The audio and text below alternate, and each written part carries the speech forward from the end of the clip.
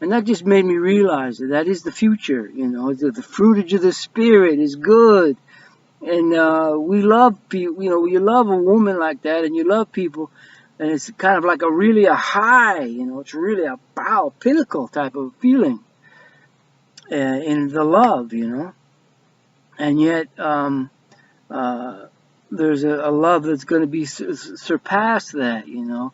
And we won't need to protect anyone. We won't need to protect a woman because the whole earth is going to be filled with the knowledge of Jehovah. It's going to be great everywhere, peace everywhere, and goodness.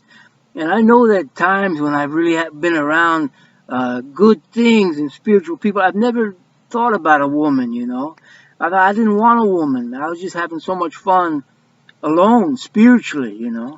So I mean, that's why at first it's not an idea that people much like, you know, because they think, well, what's going to fill me up then? What's going to make my life so great? But we don't know the great things that God has prepared for those that love Him, you know. That's why it says in the evening it will be light.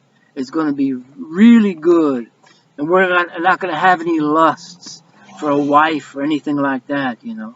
And that's what those that Paul spoke to, you know, that is really to those that are going to rule with Christ as kings and priests, that they should do all they can to be eunuchs for the kingdom, to do God's work and not to be dragged down with the humanness of a woman and working to please her, you know, instead of working to please God. And with a woman and a family, you don't have much time for God, you know. So that's why Paul says it's better not to marry, you know. But it's going to be like that in the kingdom. It's going to be all fruits of the Spirit, none of the lust of the flesh. So some people think it's going to be boring, you know. But I know the Spirit that God has told me how good it's going to be, and it's going to be full of love. God loves the people.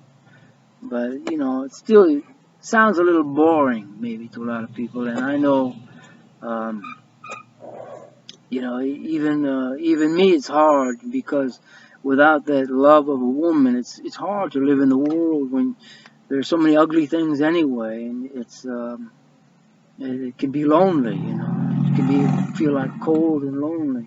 But God is there to help you, even though it's hard, you know, really hard and sad sometimes, you know. So that's all I was trying to share, was that insight that that's why I had to put God first, you know, with a woman or without a woman. It's always God first, and they